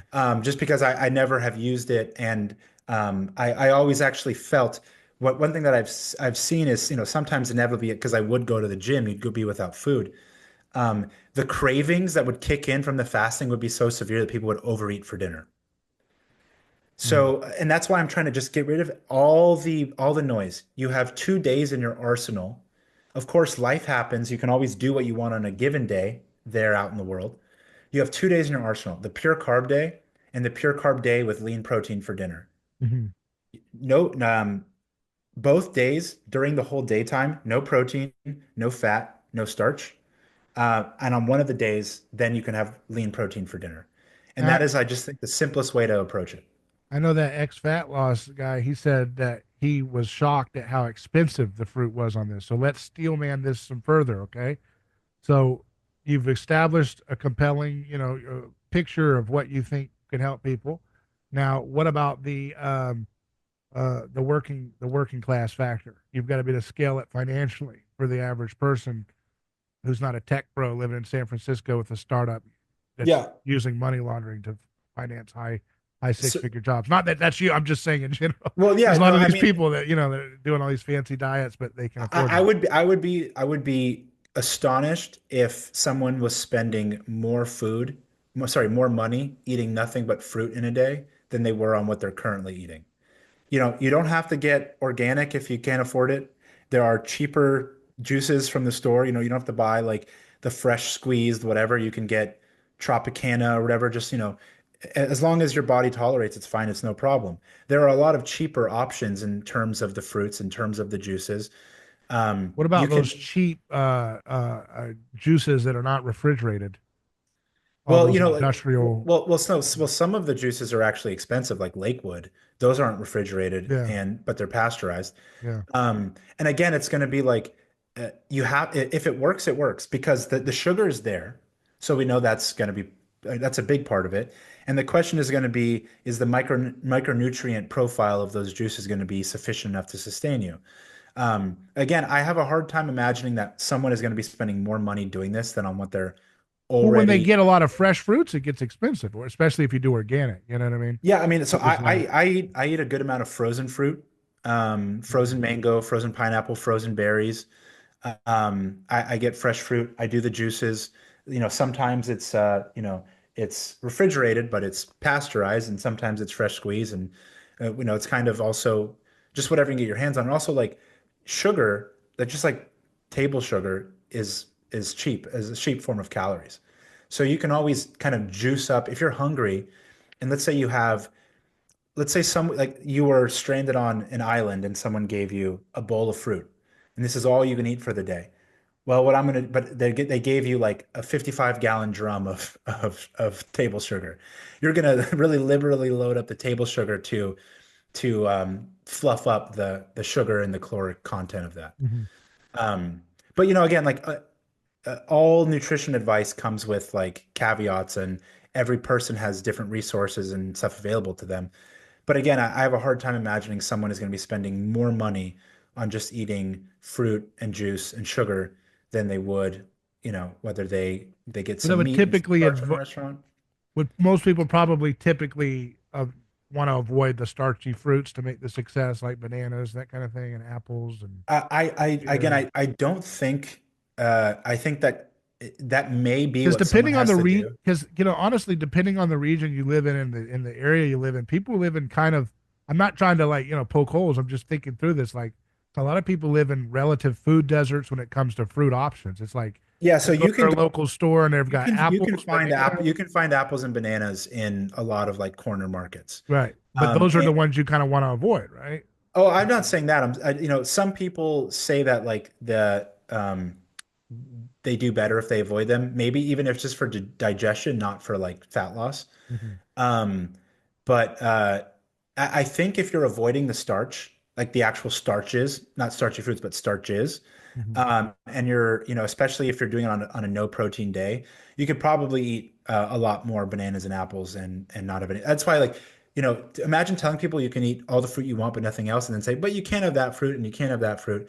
As long as it's not avocado, which has fat in it, you're right. You're just going for pure sweet fruits. I'm not going to tell someone to avoid bananas and apples. If they find that they can't Yeah. lose weight doing that, then at that point. But I think people really wouldn't have much of a struggle with that. But you can also like in pretty much any gas station or liquor store, you can find orange juice. You can But if find they're, but Tropicana orange juice. if I'm just trying to walk through this again, if let's say that the weight gain they have may be related to endotoxin, would the repeat argument play in that be careful about eating raw apples and bananas because that's going to feed that? What I have found is on a very high fruit intake, it is clearing out my intestine like nothing else. Mm-hmm. Like as a Now, diuretic, or you mean like just well, I literally know, clearing out the like literally, endotoxin? like I go to the bathroom a lot more than I used to, and I feel like my bloating is actually severely. I mean, my bloating has been decent for a while now, but like I feel much more empty than I used to when I What do about like pure fruit days. when you do pure fruit days? Yeah, pure fruit. But what about those little fruitarians you see that have those little bloated pot bellies and little skinny Well, stickers? fruitarians are usually very skinny, but they're not usually pot-bellied. Usually the pot-bellied ones are like the raw vegans who Oh, are okay. also eating like weird sprouted They're getting like something. the chimpanzee gut kind of thing. Yeah. Yeah. No, I mean, if you want to see an like emaciated person with zero body fat and a flat stomach, like go look at like raw fruitarians. Go look at Durian Rider, and they're not even fruitarian. They eat starch. Go look at Freely, the banana girl. Like these are people with very very flat bellies with a very very high um, carb, very high fruit, high starch diet. I think I just think you kind of need to be like if you want to eat a lot more starch, get yourself lean first. And I think in that process, it'll kind of really help regulate your digestive system. Because I went to carnivore because I wanted to alleviate my bloating, and it Mhm. worked. But the problem is that then your body sort of like you get like like the wrath of Khan. It just sort of like it comes back because you don't have a microbiome anymore Yeah. to combat with. If you ever eat anything a solid food again, or a fibrous food again, you'll run into big problems. So, do you again, just to reiterate for folks who are interested in your ideas here, do you would avoid even gelatin and collagen? Those are I'm thinking of the sacred cows of the bioenergetic space for Yeah, those who've watched so the show. so I think that gelatin is likely fine in the sense that you can eat it when you're not supposed to eat protein because gelatin is very low in methionine and some other essential amino acids, which is what you are basically avoiding when you restrict protein that increases the metabolic rate. So I don't think your metabolism will slow down if you have gelatin. It might be best to have it on the days that you eat your lean protein for dinner. If you want like a warm soup, you could do bone broth with some, you could do broth with chicken breast and some cooked veggies in there. I actually eat like some like organic gummy bears that don't have any artificial colorings and have much more natural ingredients, and they have gelatin in them. And I seem to be able to lose weight fine eating those. Is that your Um, product, Joshua's Cubs, available now? I'm not even kidding. Like a few months ago, I was like, should I make gummy bears? Should I start a gummy bear company? Now, what about Brad Marshall? Have you heard of him? He's a Yes, good I'm, friend. I'm a, I'm a big fan of Brad Marshall. So he's got kind of something similar to this. It's I don't know what the latest is. He's been doing some other stuff, but he called it the emergence diet or the glass noodle diet, where you eat, but it's just all starches. So, well, with some sugar. And I said, why don't you just do it the Ray Peat way with the emphasis on sugar? And I said, are you just mimetic? You have to do it the starch way. And he's like, no, I really think that there's some evidence that the fructose stuff, can be a little bit more obesogenic if you're using most of that as your fuel You know, source I, I've relative heard to I've starches. heard some people say that they find fructose to be way more, lipogenic, more creating Yeah. fat, and others, I think like there's some variation, but there's also a lot of people Is it don't know. genetic related? Like, is there Well, genetic? so I think there's a lot of factors. It could be genetic, it could be previous nutrition habits and Mm, previous diet experience. Um, but what I think not enough people actually recognize like what it is that they are recognizing. So when someone says that I tend to put on more fat when I have fruit and sugar than when I eat starch, are they also eating protein and starch and fat along with the sugar? mm, And when the person says that I feel on the flip side, it's the same thing. Are you actually controlling for that variable by itself? mm, So look, if someone wanted to experiment with something different, again, like I'm not saying you have to follow my thing or you just do nothing. Imagine a day where you just ate starch. Go on a pure starch diet. See, I mean, people have success on the potato diet. Now, mm, I just think that the potato diet is working more prominently through the potatoes being so filling that you're satiating yourself and you have fewer calories. And so this is something that anabology did kind of, I don't know if I'd say he came up with it, but he brought it to my attention. I've never heard anyone else talk about this. But on my podcast with him, we talked about this, where you kind of have two sides of this metabolic spectrum. You have fructose and MCT oil, mm. and you have starch and stearic acid, right? So Brad Marshall is the starch and stearic acid side. The fructose and MCT oil side is actually making you hungry. It continues this hunger sensation because it's stimulating your metabolism. So you lose weight by upregulating the metabolism. Whereas it seems like the stearic acid and the starch side have you lose weight by increasing satiety. And so if you are eating a more well-balanced diet, then those foods might help uh, have you eat less on the whole. Mhm. And in a sense, they're both pro-metabolic, but there's um, the hunger-driven pro-metabolic and the satiety-driven pro-metabolic. And I'm sure anabology either already knows or will come out with more information on it about the nuances of what metabolically is happening. And again, I think what I would love people to do is experiment, but for the people who they need the most help, try to follow something else that someone's giving you and then try to get Right. somewhere before you like I mean I can experiment with all kinds of things because I sort of feel like I know what I'm doing. Yeah. And so when I first started this, I actually was experimenting with a lot more starch. So on my pure carb days, I would eat fruit all day and then I'd have a giant bowl of white rice for dinner. or a giant bowl of pasta. And I wouldn't add any oil, I wouldn't add any fats. And what I found is that I felt good, but my fat loss was very, very slow. Hmm. Like, and of course, I was also like, some weeks I'm a lot stricter and I don't have like a single day, which is like Hmm. considered like a cheat day. Yeah. So for me personally, I go, man, like for instance, I have lost like 5 pounds in the last like 3 days. And, some of it's water weight, but it's just because I've been way stricter and I've eaten nothing on 2 of those days. I ate nothing but fruit juice and sugar. And on one of those days for dinner, I had shrimp and a big pile of grilled vegetables. Um, and then all of a sudden, just like boom, dropped a bunch of weight suddenly. And of course, like, oh, you can only lose so much fat, but your body tends to hold water more when it's not losing fat. How Your are you body's kind of, grilling things without using oil again? I'm not yeah, Martha Stewart, yeah, so. I just have like this pan Hmm. which has With holes in water? it. Oh, oh, No, no, no, no. This pan just has holes in it, and I put it over an open flame. okay. So it kind of like chars them up a little bit and heats them up. What Um, would be the working class the guy who works at General Motors equivalent of that? I'm sure he knows how to do a flame if he knows how to build Yeah, a car. so well, for the protein, if you're thinking of something like cheap, readily available, convenient, no Yeah, to cook. preparation, Yeah, to cook well, without.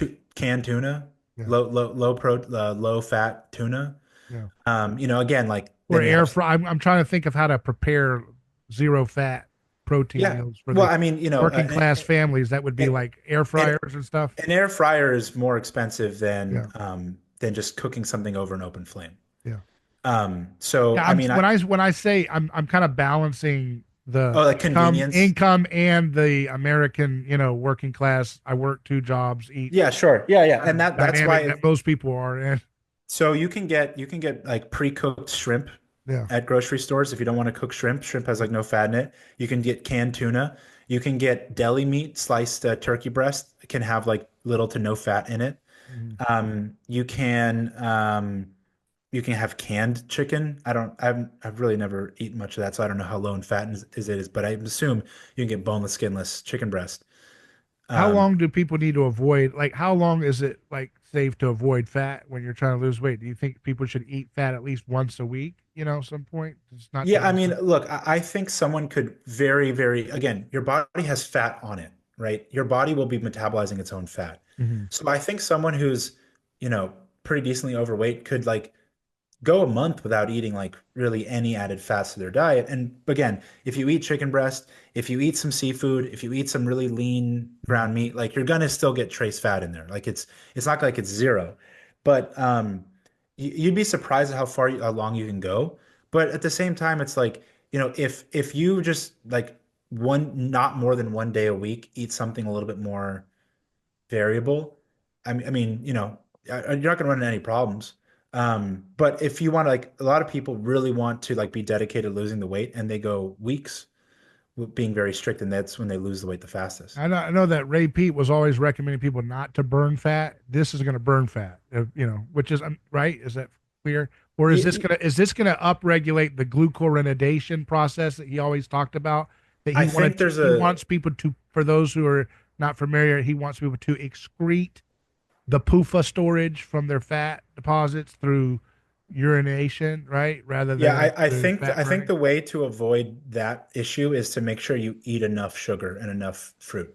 If what some people might find themselves doing is they might be losing weight and they eat some fruit, but they're still under eating calories, Mhm. in which case the body is going to start triggering lipolysis and start breaking down fat for fuel. So I think the way to do this, like the safest, is to be like really make sure that you're not restricting your sugar and carbohydrate at all, and that'll help sort of prevent that And I process. think it was Anabology or somebody was saying recently. I saw on X he stopped eating mangoes so much because they were causing slowdown of the digestion, right? Yeah, he Constipation. yeah, he was saying that they were causing I don't know about constipation, but they were slowing his digestion, and he felt that the longer food sits in the stomach, the more it slows the metabolic rate. I There was a point when I was eating a lot of dried mango, and I think dried fruit. I think people it's just best to avoid dried fruit. If you're gonna like eat candy, then a dried fruit's probably a good option. But like I wouldn't get like the bulk of your calories from dried fruit. Why is that? I felt that really like clog me up a bit. I mean, there was times when I was eating like almost 2,000 calories a day of dried mango. So that's like excessive. But I'll have this bowl had uh, dried mango in it, and I was Mhm. all the way filled to the brim.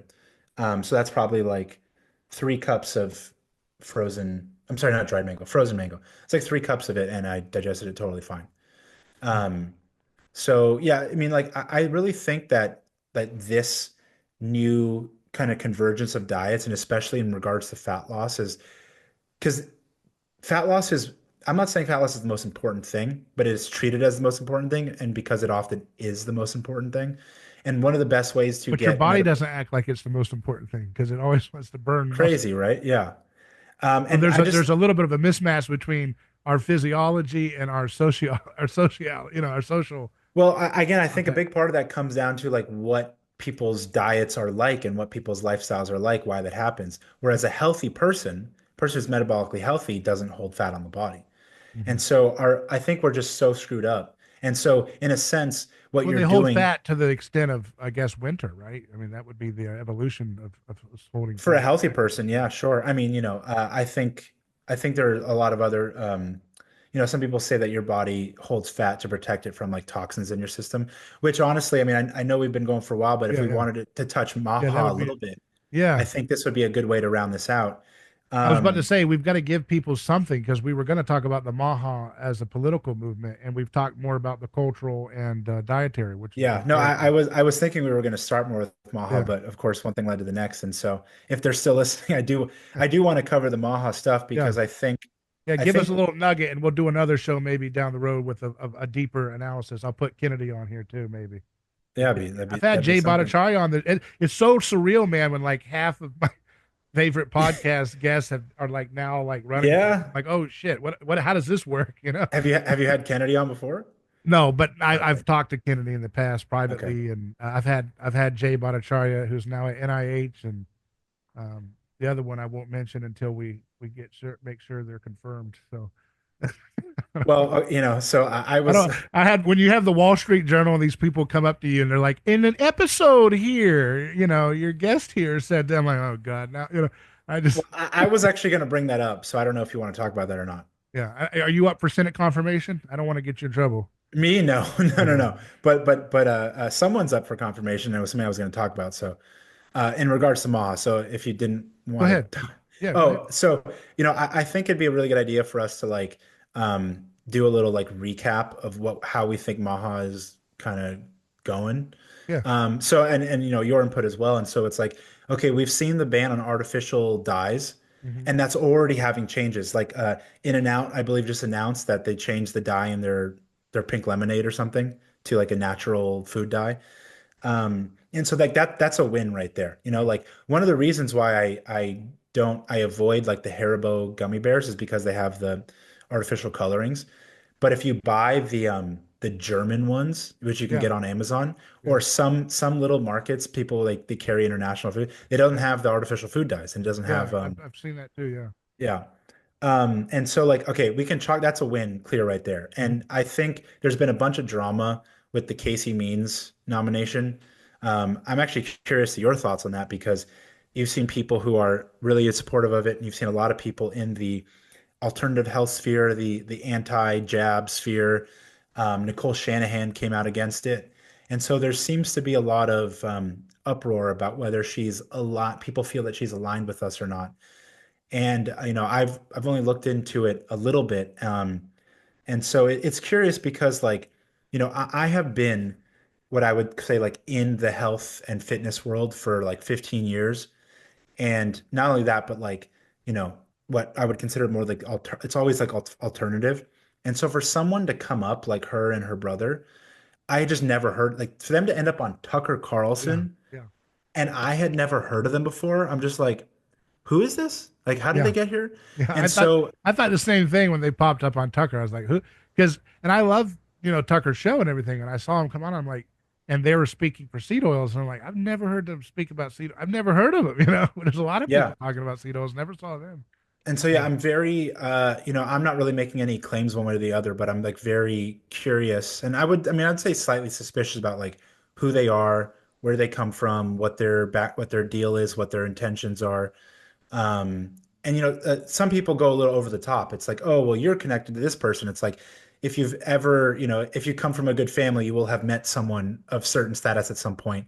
And then, like people always do that thing like with Elon, where it's like there's a picture with like Epstein or not Yeah. Epstein, Maxwell in the back. And it's Yeah. like, okay, they were at a party together, Yeah. and I'm not saying that like Elon is totally free from sin or anything, but it's just so I don't know. I don't want to like accuse him of something, but I feel like that's current drama, and I don't really know much of what else has been happening that we could consider a win in the Maha sphere. What do you think has What do you been? think about like the FDA commissioner, Makari? You know him? Do you like him? I don't feel like I really know much about him. Yeah.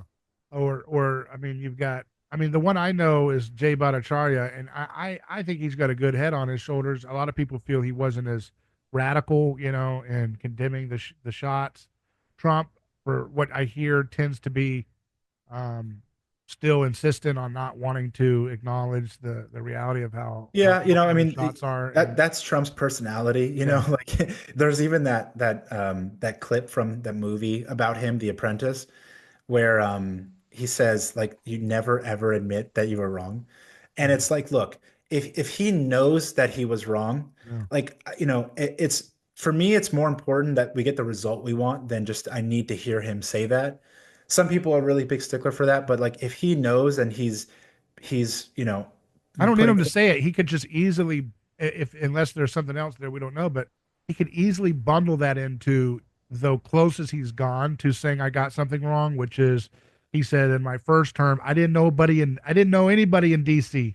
yeah, So I yeah, relied on absolutely. the experts and they gave me a bunch of garbage people and I had to go through them. So all he has to do, and he can throw this right at Mike Pence, his favorite failure. And he can Sure. say, Mike Pence was in charge of this. We put him in charge of the task force and he let us down just like he let us down on January 6th. He let us down over and over again. Mike Pence, what a loser. I That's like how all he's got to do. you're doing your Trump impression while you're while you're That's doing all he's that. got to do, and everybody's going to Yeah. be like, "Thank you." Now get these damn things out of our children. Like get this like thing off. Thank you, Mike Pence. Just throw it on Mike Pence. It makes sense if it's Mike Pence. Well, look, I mean the again the that's a really big issue to a lot of people. Yeah, And a lot of people are kind of throwing a fit with this nomination because they don't feel like she's sufficiently on the right side of things. And so that'll be interesting. And then also like, I think clearing up the junk out of our food is going to be like a pretty clear, easy path. My concern is that like a lot of people are involved, whether it be the means is, whether it be RFK, and just kind of like the general, because has said so much himself that like they think sugar is poison. yeah, And here I am saying like sugar is like the best thing you could possibly yeah. They're gonna consume. come for it. Yeah, probably. Yeah, I mean, like remember like New York instituted like the sugar tax or the soda tax or the big gulp tax, whatever they did. When I lived in Boulder, Colorado, there was a city-wide sugar tax. And so if I wanted a Coca-Cola and I went through the McDonald's drive-through, if I just drove like 5 minutes to the next town over, my soda was like 30 cents cheaper. and that Um, makes a big difference when you're going through as much soda as you go through with your diet. yeah, yeah. That So adds up just like gas. well, I know I don't normally drink my sodas out if I'm trying to keep the price down. You Yeah, I'm can teasing you, but go to no, Costco and get a case. no. I think the means brother and sister are anti-sugar from what I see, and Yeah. Kennedy seems to be against sugar. Um, I tried to push people, and I still am pushing people who are more open to the other approach. But again, I still have this ethical dilemma in my mind that again, and unless I mean we're trying to do this stuff in real time, if we have to find a blueprint that is mass person friendly to do a bioenergetic adjacent method of weight loss and other issues because you can't run it that way in Well, order. again, it's like, it's always interesting, like what you say that clicks with somebody. Like, okay, just don't eat carbs and that's your thing. You're right. That's super easy. I think if you give someone just the idea that on any given day, they can just eat nothing but fruit, like that, just like if someone just walks away from this and goes, I'm going to continue my normal diet, but on two separate days during the week, I will just eat nothing but fruit. I think that'll already start moving the needle in the right place. Yeah.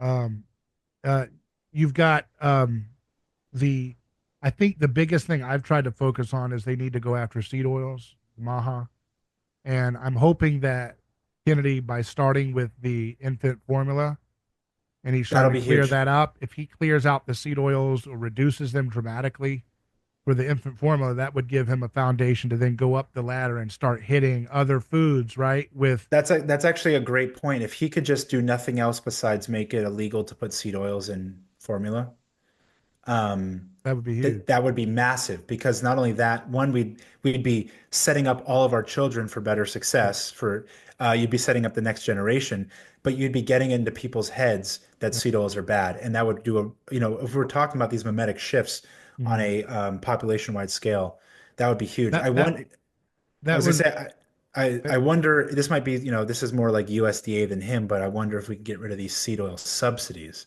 right. That would be Gonna huge drive it too. a lot. Yeah. But see, he's not going to do that because he put Brooke Rollins there at Yeah. USDA, and she's a Yeah. total neocon, and she's just going to make sure that the Well, establishment's taken care of. if And you saw he that would cru- tweet, he would lose so many big, like he would really put a lot of pressure on collapsing some of those Midwestern agricultural states you would to lose have a success with lot of it. donors there.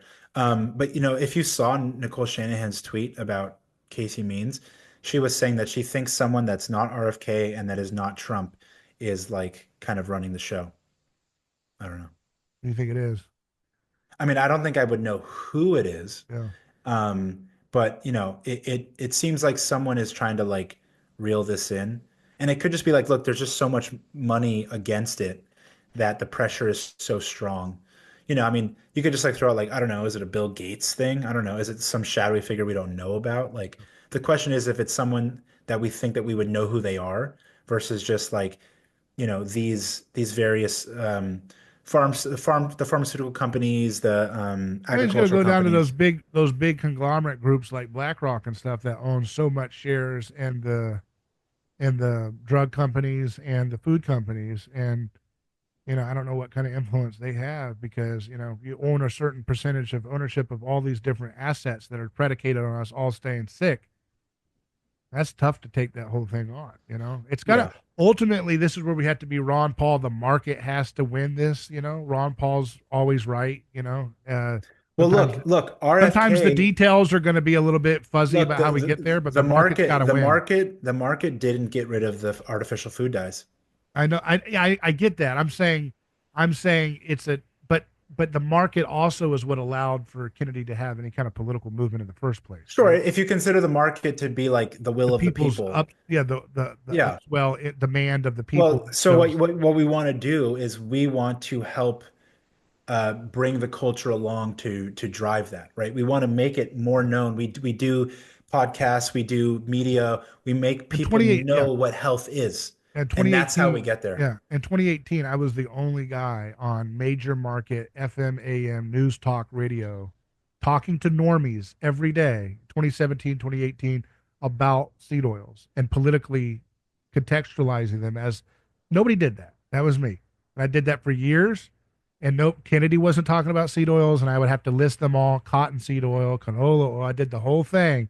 And I hit that Monday through Friday live on radio to major market stations like in Orlando and Tampa Bay and around the world.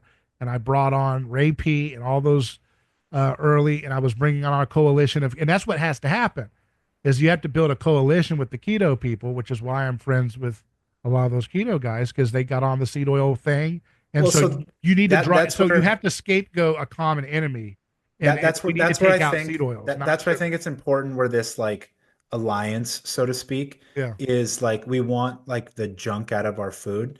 And yeah, it's like, look, we'll if you don't touch our sugar, we'll support you in getting all the seed oils, all the artificial dyes, yeah, all the crap, like, you know, um, yeah. and it's like I don't care if the person wants to eat keto.